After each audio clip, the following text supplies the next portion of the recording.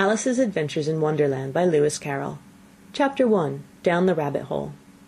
Alice was beginning to get very tired of sitting by her sister on the bank and of having nothing to do. Once or twice she peeped into the book her sister was reading, but it had no pictures or conversations in it. And what's the use of a book, thought Alice, without pictures or conversation? So she was considering in her own mind, as well as she could, for the hot day made her feel very sleepy and stupid, whether the pleasure of making a daisy chain would be worth the trouble of getting up and picking the daisies, when suddenly a white rabbit with pink eyes ran close by her. There was nothing so very remarkable in that, nor did Alice think it so very much out of the way to hear the rabbit say to itself, oh dear, I shall be late." When she thought it over afterwards, it occurred to her that she ought to have wondered at this, but at the time it all seemed quite natural. But when the rabbit actually took a watch out of its waistcoat pocket and looked at it, and then hurried on, Alice started to her feet, for it flashed across her mind that she had never before seen a rabbit with either a waistcoat pocket or a watch to take out of it, and burning with curiosity, she ran across the field after it, and fortunately was just in time to see it pop down a large rabbit hole under the hedge. In another moment down went Alice after it, never once considering how in the world she was to get out again.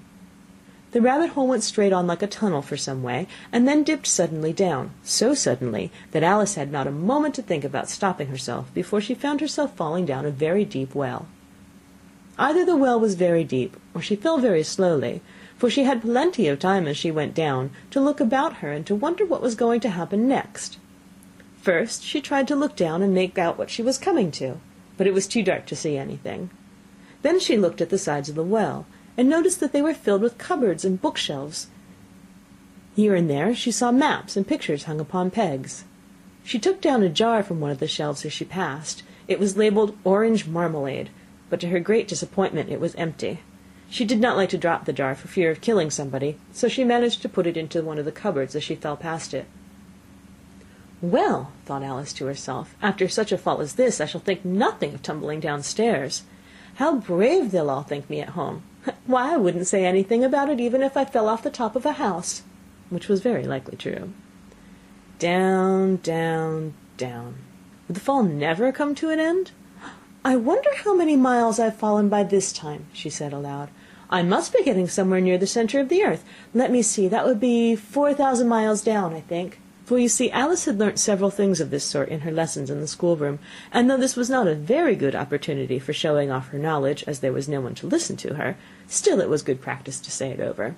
"Yes, that's about the right distance. But then I wonder what latitude or longitude I've got to." Alice had no idea what latitude was, or longitude either, but thought they were nice grand words to say. Presently she began again. "I wonder if I shall fall right through the earth. How funny it'll seem to come out among the people that walk with their heads downward. The antipathies, I think." She was rather glad there was no one listening this time, as it didn't sound at all the right word. "But I shall have to ask them what the name of the country is, you know. Please, ma'am, is this New Zealand or Australia?" And she tried to curtsy as she spoke. Fancy curtsying as you're falling through the air. Do you think you could manage it? "And what an ignorant little girl she'll think me for asking. No, it'll never do to ask. Perhaps I shall see it written up somewhere." Down, down, down. There was nothing else to do, so Alice soon began talking again. "Dinah'll miss me very much tonight, I should think." Dinah was the cat. "I hope they'll remember her saucer of milk at tea time. Dinah, my dear, I wish you were down here with me. There are no mice in the air, I'm afraid, but you might catch a bat, and that's very like a mouse, you know. But do cats eat bats, I wonder?" And here Alice began to get rather sleepy, and went on saying to herself in a dreamy sort of way, "Do cats eat bats? Do cats eat bats?" And sometimes, "Do bats eat cats?" For you see, as she couldn't answer either question, it didn't much matter which way she put it. She felt that she was dozing off, and had just begun to dream that she was walking hand in hand with Dinah, and saying to her very earnestly, "Now, Dinah, tell me the truth, did you ever eat a bat?" When suddenly, thump, thump, down she came upon a heap of sticks and dry leaves, and the fall was over. Alice was not a bit hurt, and she jumped up on her feet in a moment. She looked up, but it was all dark overhead. Before her was another long passage, and the white rabbit was still in sight, hurrying down it. There was not a moment to be lost. Away went Alice like the wind, and was just in time to hear it say, as it turned a corner, "Oh, my ears and whiskers, how late it's getting!" She was close behind it when she turned the corner, but the rabbit was no longer to be seen. She found herself in a long, low hall, which was lit up by a row of lamps hanging from the roof. There were doors all around the hall, but they were all locked, and when Alice had been all the way down one side and up the other, trying every door, she walked sadly down the middle, wondering how she was ever to get out again. Suddenly she came upon a little three-legged table, all made of solid glass. There was nothing on it except a tiny golden key, and Alice's first thought was that it might belong to one of the doors of the hall. But alas, either the locks were too large or the key was too small, but at any rate it would not open any of them. However, on the second time round she came upon a low curtain she had not noticed before, and behind it was a little door about 15 inches high. She tried the little golden key in the lock, and to her great delight it fitted. Alice opened the door and found it led into a small passage, not much larger than a rat-hole. She knelt down and looked along the passage into the loveliest garden you ever saw. How she longed to get out of that dark hall and wander about among those beds of bright flowers and those cool fountains, but she could not even get her head through the doorway. And even if my head would go through, thought poor Alice, it would be of very little use without my shoulders. Oh, how I wish I could shut up like a telescope! I think I could, if I only know how to begin. For you see, so many out-of-the-way things had happened lately that Alice had begun to think that very few things indeed were really impossible. There seemed to be no use in waiting by the little door, so she went back to the table, half hoping she might find another key on it, or at any rate a book of rules for shutting people up like telescopes. This time she found a little bottle on it, which certainly was not here before, said Alice, and round the neck of the bottle was a paper label, with the words "Drink me" beautifully printed on it in large letters. It was all very well to say "Drink me," but the wise little Alice was not going to do that in a hurry. "No, I'll look first," she said, "and see whether it's marked poison or not," for she had read several nice little histories about children who'd gotten burnt and eaten up by wild beasts and other unpleasant things, all because they would not remember the simple rules their friends had taught them, such as that a red-hot poker will burn you if you hold it too long, and that if you cut your finger very deeply with a knife it usually bleeds. And she had never forgotten that if you drink much from a bottle marked poison, it's almost certain to disagree with you sooner or later. However, this bottle was not marked poison, so Alice ventured to taste it, and finding it very nice, it had, in fact, a sort of mixed flavour of cherry tart, custard, pineapple, roast turkey, toffee, and hot buttered toast. She very soon finished it off. "What a curious feeling," said Alice. "I must be shutting up like a telescope." And so it was indeed. She was now only 10 inches high, and her face brightened up at the thought that she was now the right size for going through the little door into that lovely garden. First, however, she waited for a few minutes, to see if she was going to shrink any further. She felt a little nervous about this, "for it might end, you know," said Alice to herself, "in my going out altogether like a candle. I wonder what I should be like then." And she tried to fancy what the flame of a candle is like after the candle is blown out, for she could not remember having ever seen such a thing. After a while, finding that nothing more happened, she decided on going into the garden at once. But alas for poor Alice, when she got to the door, she found she'd forgotten the little golden key, and when she went back to the table for it, she found she could not possibly reach it. She could see it quite plainly through the glass, and she tried her best to climb up one of the legs of the table, but it was too slippery, and when she had tired herself out with trying, the poor little thing sat down and cried. "Come, there's no use crying like that," said Alice to herself rather sharply. "I advise you to leave off this minute." She generally gave herself very good advice, though she very seldom followed it, and sometimes she scolded herself so severely as to bring tears into her eyes. She once remembered trying to box her own ears for having cheated herself in a game of croquet she was playing against herself, for this curious child was fond of pretending to be two people. "But it's no use now," thought poor Alice, "to pretend to be two people. Why, there's hardly enough of me to make one respectable person." Soon her eye fell on a little glass box that was lying under the table. She opened it, and found in it a very small cake, on which the words "Eat me" were beautifully marked in currants. "Well, I'll eat it," said Alice, "and if it makes me grow larger, I can reach the key, and if it makes me grow smaller, I can creep under the door. So either way I'll get into the garden, and I don't care which happens." She ate a little bit, and said anxiously to herself, "Which way? Which way?" holding her hand on the top of her head to feel which way it was growing, and she was quite surprised to find that she remained the same size. To be sure, this generally happens when one eats cake, but Alice had gotten so much into the way of expecting nothing but out-of-the-way things to happen, that it seemed quite dull and stupid for life to go on in the common way. So she set to work, and very soon finished off the cake. End of Chapter 1. Recording by Brad Bush. Alice's Adventures in Wonderland by Lewis Carroll. Chapter 2. The Pool of Tears. "Curiouser and curiouser," cried Alice. She was so much surprised that for the moment she quite forgot how to speak good English. "Now I'm opening out like the largest telescope that ever was. Goodbye, feet." For when she looked down at her feet, they seemed to be almost out of sight, they were getting so far off. "Oh, my poor little feet! I wonder who will put on your shoes and stockings for you now, dears. I'm sure I shan't be able to. I shall be a great deal too far off to trouble myself about you. You must manage the best you can, but I must be kind to them," thought Alice, "or perhaps they won't walk the way I want to go. Let me see, I'll give them a new pair of boots every Christmas." And she went on planning to herself how she should manage it. They must go by carrier, she thought, and how funny I'll seem sending presents to one's own feet, and how odd the directions will look. Alice's right foot, Esquire. Hearthrug near the fender with Alice's love. Oh dear, what nonsense I'm talking. Just then her head struck against the roof of the hall. In fact, she was now more than 9 feet high, and she at once took up the little golden key and hurried off to the garden door. Poor Alice! It was as much as she could do, lying down on one side, to look into the garden with one eye, but to get through was more hopeless than ever. She sat down and began to cry again. "You ought to be ashamed of yourself," said Alice. "A great girl like you," she might well say this, "to go on crying in this way. Stop this moment, I tell you."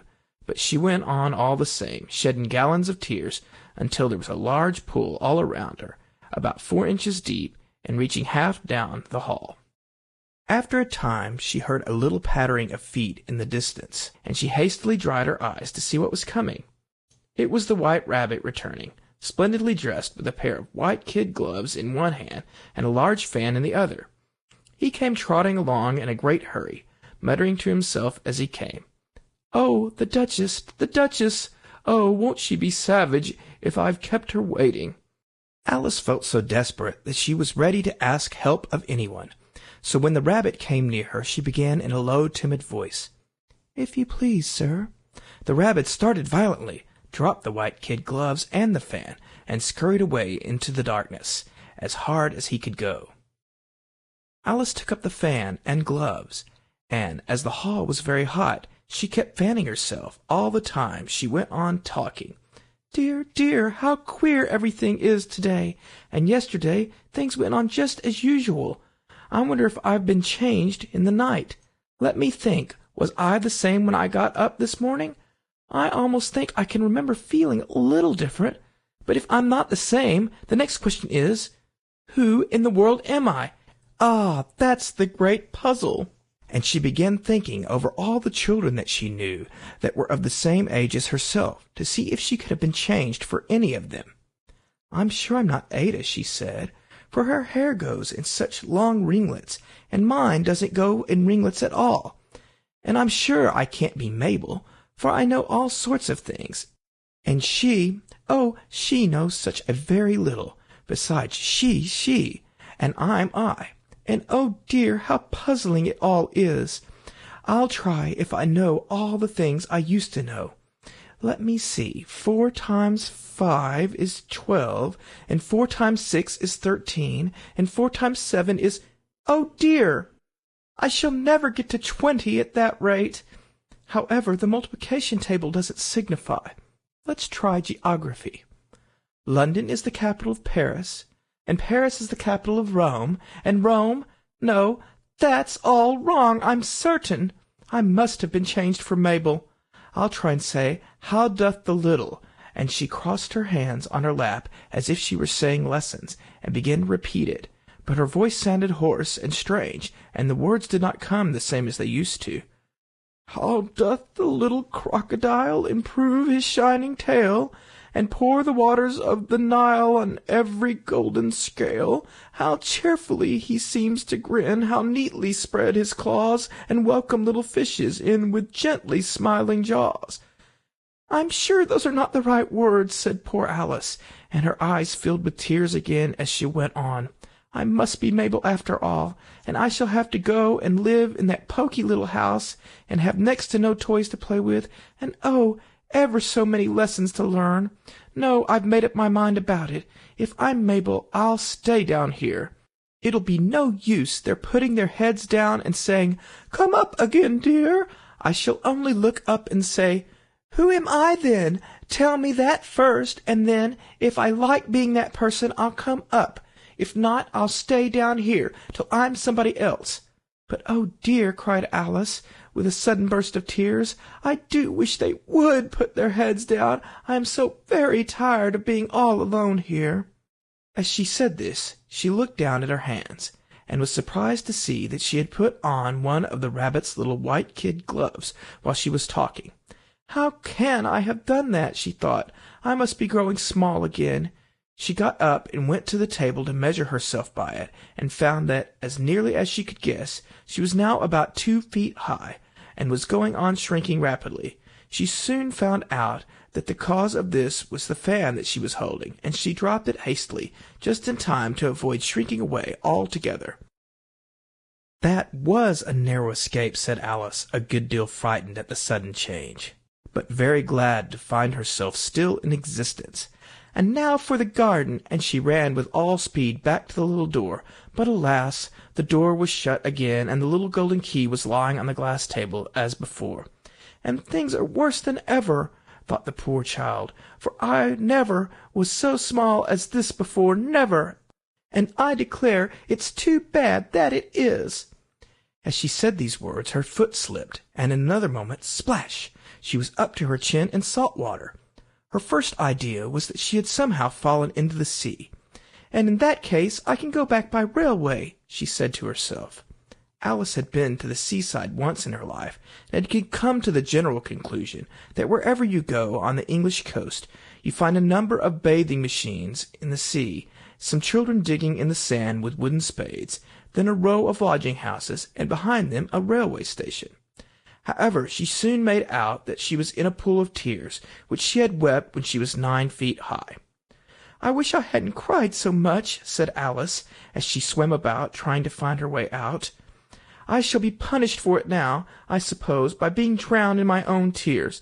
That will be a queer thing, to be sure. However, everything is queer today. Just then she heard something splash about in the pool a little way off, and she swam nearer to make out what it was. At first she thought it must be a walrus or hippopotamus, but then she remembered how small she was now, and she soon made out that it was only a mouse that had slipped in like herself. Would it be of any use now, thought Alice, to speak to this mouse? Everything is so out of the way down here that I should think very likely it can talk. At any rate, there's no harm in trying. So she began, Oh, Mouse, do you know the way out of this pool? I am very tired of swimming about here. Oh, Mouse! Alice thought this must be the right way of speaking to a mouse. She had never done such a thing before, but she remembered having seen her brother's Latin grammar, a mouse of a mouse, to a mouse, oh mouse.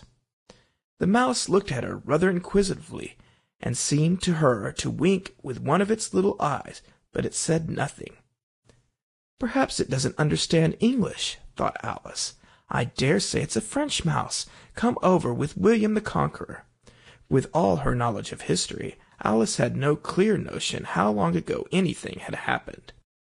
So she began again, Où est mon chat? Which was the first sentence in her French lesson book. The mouse gave a sudden leap out of the water, and seemed to quiver all over with fright. Oh, I beg your pardon, cried Alice hastily, afraid that she had hurt the poor animal's feelings. I quite forgot you don't like cats. Not like cats, cried the mouse in a shrill, passionate voice. Would you like cats if you were me? Well, perhaps not, said Alice in a soothing tone. Don't be angry about it. And yet I wish I could show you our cat, Dinah.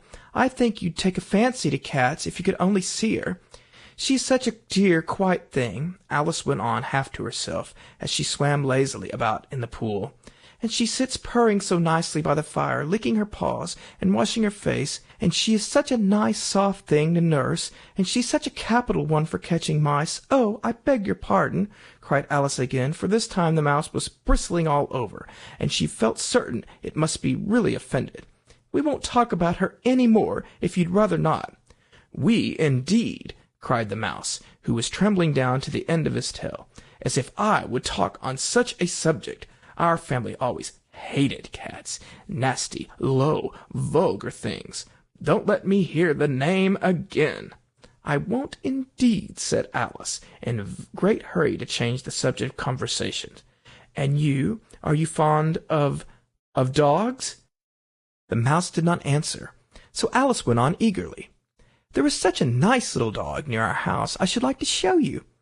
A little bright-eyed terrier, you know, with, such long curly brown hair, and it'll fetch things when you throw them, and it'll sit up and beg for its dinner, and all sorts of things. I can't remember half of them, and it belongs to a farmer, you know, and he says it's so useful, it's worth £100.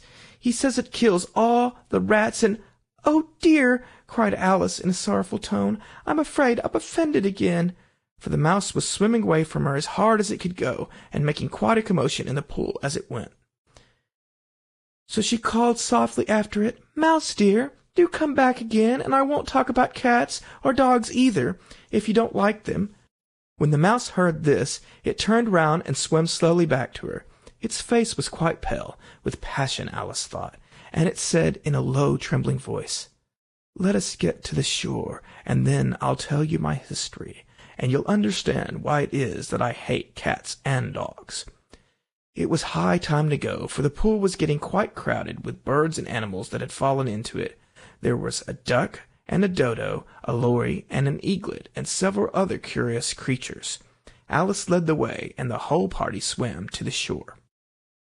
End of Chapter 2. Alice in Wonderland by Lewis Carroll.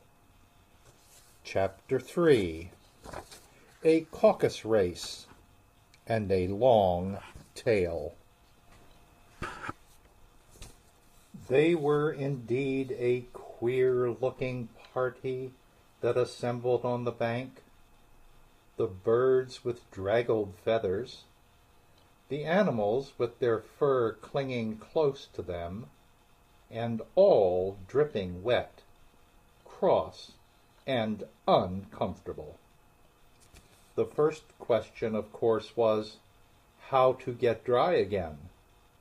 They had a consultation about this, and after a few minutes it seemed quite natural to Alice to find herself talking familiarly with them as if she had known them all her life. Indeed, she had quite a long argument with the lory, who at last turned sulky and would only say, I am older than you and must know better. And this Alice would not allow without knowing how old it was, and as the lory positively refused to tell its age, there was no more to be said. At last the mouse, who seemed to be a person of authority among them, called out, Sit down, all of you, and listen to me. I'll soon make you dry enough. They all sat down at once, in a large ring, with the mouse in the middle. Alice kept her eyes anxiously fixed on it, for she felt sure she would catch a bad cold if she did not get dry very soon. "Ahem!" said the mouse with an important air. "Are you all ready? This is the driest thing I know. Silence all around, if you please." William the Conqueror, whose cause was favored by the Pope, was soon submitted to by the English, who wanted leaders, and had been of late much accustomed to usurpation and conquest. Edwin and Morcar, the Earls of Mercia and Northumbria— "Ugh!" said the Lory with a shiver. "I beg your pardon," said the mouse, frowning, but very politely. "Did you speak?" "Not I," said the Lory hastily. "I thought you did," said the mouse. I proceed. Edwin and Morcar, the Earls of Mercia and Northumbria, declared for him, and even Stigand, the patriotic Archbishop of Canterbury, found it advisable— "Found what?" said the duck. "Found it," the mouse replied rather crossly. "Of course you know what it means." "I know what it means well enough when I find a thing," said the duck. "It's generally a frog or a worm. The question is, what did the Archbishop find?" The mouse did not notice this question, but hurriedly went on. "Found it advisable to go with Edgar Atheling to meet William and offer him the crown. William's conduct was at first moderate, but the insolence of his Normans— How are you getting on now, my dear?" it continued, turning to Alice as it spoke. "As wet as ever," said Alice in a melancholy tone. "It doesn't seem to dry me at all." "In that case," said the dodo solemnly, rising to its feet, "I move that the meeting adjourn for the immediate adoption of more energetic remedies." "Speak English," said the eaglet. "I don't know the meaning of half those long words, and, what's more, I don't believe you do either." And the eaglet bent down its head to hide a smile. Some of the other birds tittered audibly. "What I was going to say," said the dodo in an offended tone, "was that the best thing is to get us dry would be a caucus race." "What is a caucus race?" said Alice. Not that she wanted much to know, but the dodo had paused as if it thought that somebody ought to speak, and no one else seemed inclined to say anything. "Why," said the dodo, "the best way to explain it is to do it. And you might like to try the thing yourself some winter day. I will tell you how the dodo managed it. First, it marked out a race course in a sort of circle. The exact shape doesn't matter, it said. And then all the party were placed along the course, here and there. There was no 1, 2, 3, and away, but they began running when they liked, and left off when they liked, so that it was not easy to know when the race was over.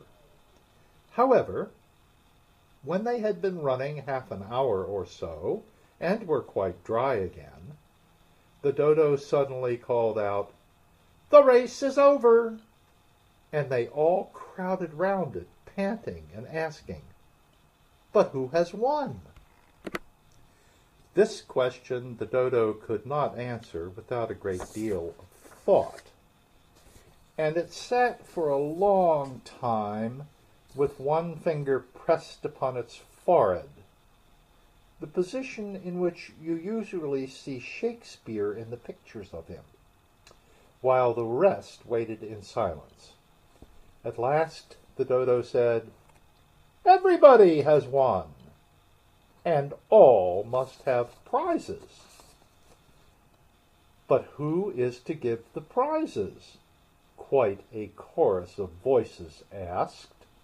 "Why, she, of course," said the dodo, pointing to Alice with one finger, and the whole party at once crowded round her, calling out in a confused way, "Prizes! Prizes!" Alice had no idea what to do, and in despair she put her hand in her pocket and pulled out a box of comfits. Luckily the salt water had not got into it, and handed them round as prizes. There was exactly one apiece all round. But she must have a prize herself, you know," said the mouse. "Of course," the dodo replied very gravely. "What else have you got in your pocket?" he went on, turning to Alice. "Only a thimble," said Alice sadly. "Hand it over here," said the dodo. Then they all crowded round her once more, while the dodo solemnly presented the thimble, saying, "We beg your acceptance of this elegant thimble." And when it had finished this short speech, they all cheered. Alice thought the whole thing very absurd, but they all looked so grave that she did not dare to laugh, and as she could not think of anything to say, she simply bowed and took the thimble, looking as solemn as she could. The next thing was to eat the comfits. This caused some noise and confusion, as the large birds complained that they could not taste theirs, and the small ones choked and had to be patted on the back. However, it was over at last, and they sat down again in a ring and begged the mouse to tell them something more. "You promised to tell me your history, you know," said Alice, "and why it is you hate C and D," she added in a whisper, half afraid that it would be offended again. "Mine is a long and a sad tale," said the mouse, turning to Alice and sighing. "It is a long tale, certainly," said Alice, looking down with wonder at the mouse's tail. "But why do you call it sad?" And she kept on puzzling about it while the mouse was speaking, so that her idea of the tale was something like this. Here the words are written on the page 1 to 4 on a line, and the lines are offset, so they snake down the page in a wavy fashion. And here's what they say. Fury said to a mouse that he met in the house, "Let us both go to law. I will prosecute you. Come, I'll take no denial. we must have a trial, for really this morning I've nothing to do. Said the mouse to the cur, such a trial, dear sir, with no jury or judge, would be wasting our breath. I'll be judge, I'll be jury, said cunning old Fury. I'll try the whole cause, and condemn you to death. And there's where the snaky text ends. Continuing, you are not attending, said the mouse to Alice severely. What are you thinking of? I beg your pardon, said Alice, very humbly. You had got to the fifth bend, I think. I had not, cried the mouse, sharply and very angrily. A knot, said Alice, always ready to make herself useful, and looking anxiously about her. Oh, do let me help to undo it. I shall do nothing of the sort, said the mouse, getting up and walking away. You insult me by talking such nonsense. I didn't mean it, pleaded poor Alice, but you're so easily offended, you know. The mouse only growled in reply. Please come back and finish your story, Alice called after it, and the others all joined in chorus. Yes, please do. But the mouse only shook its head impatiently and walked a little quicker. What a pity it wouldn't stay, sighed the Lory, as soon as it was quite out of sight, and an old crab took the opportunity of saying to her daughter, Ah, my dear, let this be a lesson to you, never to lose your temper. Hold your tongue, Ma, said the young crab a little snappishly. You're enough to try the patience of an oyster. Oh, I wish I had our Dinah here, I know I do, said Alice aloud, addressing nobody in particular. She'd soon fetch it back. And who is Dinah, if I might venture to ask the question, said the Lory. Alice replied eagerly, for she was always ready to talk about her pet. Dinah's our cat, and she's such a capital one for catching mice you can't think. And oh, I wish you could see her after the birds. Why, she'll eat a little bird as soon as look at it. This speech caused a remarkable sensation among the party. Some of the birds hurried off at once. One old magpie began wrapping itself up very carefully, remarking, I really must be getting home. The night air doesn't suit my throat. And the canary called out in a trembling voice to its children, Come away, my dears. It's high time you were all in bed. On various pretexts, they all moved off, and Alice was soon left alone. Oh, I wish I hadn't mentioned Dinah, she said to herself in a melancholy tone. Nobody seems to like her down here, and I'm sure she's the best cat in the world. Oh, my dear Dinah, I wonder if I shall ever see you any more. And here poor Alice began to cry again, for she felt very lonely and low-spirited. In a little while, however, she again heard a little pattering of footsteps in the distance, and she looked up eagerly, half hoping that the mouse had changed his mind and was coming back to finish his story. This is the end of chapter 3.